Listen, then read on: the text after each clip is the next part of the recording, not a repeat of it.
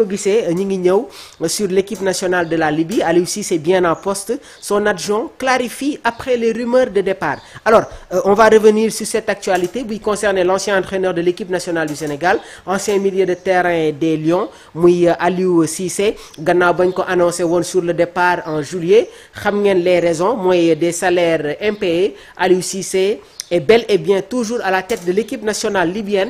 C'est son adjoint Youssouf Dabo qui a tenu à clarifier la situation ci interview bi nga xamante ne def na ko sur les ondes de 13 TV. Alors pas plus tard que ce matin, on a eu une réunion technique avec Aliou Cissé et les autres membres en visioconférence pour préparer notre liste pour les 2 prochains matchs au mois de septembre, a-t-il confié. Mu nekk tamit une sortie qui vient dissiper les doutes nés de l'ultimatum bi nga xamante ne Aliou Cissé posé woon na ko il y a quelques semaines face aux difficultés salariales rencontrées. En attendant les prochaines échéances, Aliou Cissé day poursuivre activement son travail sur le terrain.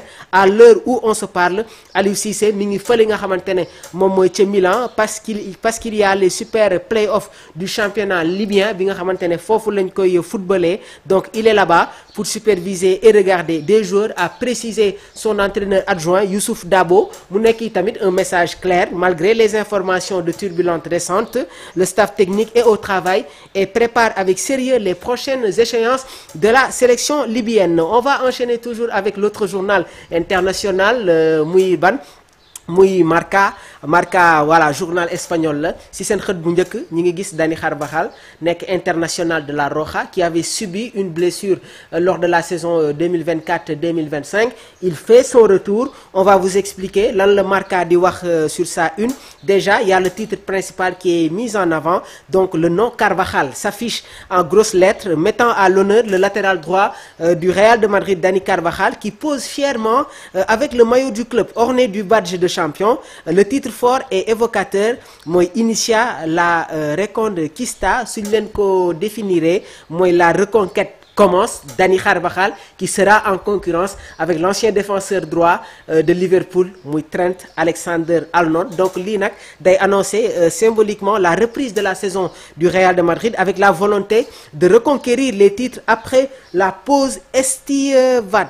Alors, sur la droite, des informations. Carvajal a été titulaire et capitaine lors du match amical de la veille à Valdebebas, le centre d'entraînement du Real de Madrid. Donc, il est mentionné que la lutte pour le poste avec Trent et Xabi Alonso qui profitent du match pour effectuer des essais. Et toujours, gis ngeen l'encadré jaune day résumer la position de Dani Carvajal en tant que chef de file et leader dans la nouvelle campagne du Real de Madrid. En haut à droite, gis ngeen tamit Gonzalo renouvelle son contrat jusqu'en juin 2030. Henrik conservera le numéro 9. Démb tamit dañ leen di apporter quelques changements concernant le numéro 9. Donc il y avait des informations yi nga xamante ne jotoon nañ ko joxe concernant le numéro 9. On va vous apporter quelques rectifications. Désormais Henrik moom mooy le nouveau numéro 9 du Real de Madrid. Donc démb il y avait quelques erreurs sur le numéro 9. On pensait que c'était Gonzalo Garcia. waaye ki nga xamante ne nag moom mooy Henrik nekkoon numéro 16 saison 2025-2026 moom mooy nekk le nouveau numéro 9 du Real de Madrid gannaaw ba ko Kylian Mbappé bàyyiwee dem jël le numéro 10. Donc beaucoup pensaient que c'est Gonzalo Garcia, mais la décision a été claire. Henrik change de numéro et il conservera le numéro 9 du Real de Madrid. En bas à gauche, gis ngeen le Madrid remonte à un retard contre Leganés lors d'un match à huis clos. Score final 4-1. waaye tamit ki nga xamante ne moom mooy Xabi Alonso jël na David Alaba football loo ko ci milieu de terrain. Beaucoup ne comprenaient pas ce choix, mais David Alaba c'est un joueur polyvalent et soo leen ko seetluwee ci équipe bi nga xamante ne moom mooy Autriche c'est très rare sax ngeen gis ko muy football dans les dernières saisons avant sa blessure ngeen gis ko muy football comme arrière gauche.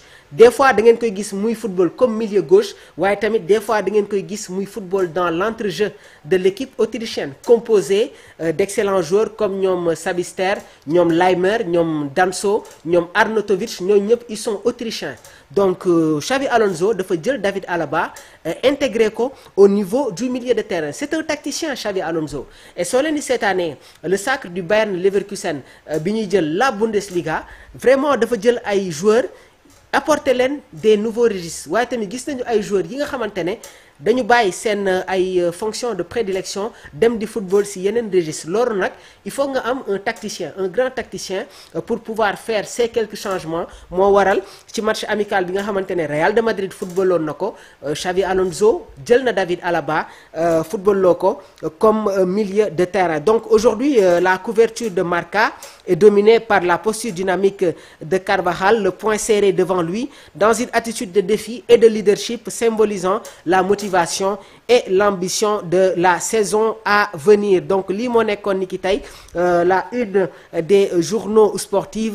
À présent nous allons parler un peu de l'équipe nationale du Sénégal, donc la tanière des Lions. Donc on va parler des joueurs sénégalais waaye maa ngi leen di jaajëfal rek ñoom Univers Gaynde voilà donc ñoom Gorgui Cissé maa ngi leen di jaajëfal bu baax a baax yéen ñi nga xamante ne yéen a ngi safoo Sport Life 221. Alors on va venir sur l'équipe nationale du Sénégal. Déjà gis ngeen le milieu de terrain des Lions, ils sont en très grande forme. Idrissa Gana Gueye, Everton, il est déjà titulaire sur les matchs de préparation. Pathé Ciss du côté de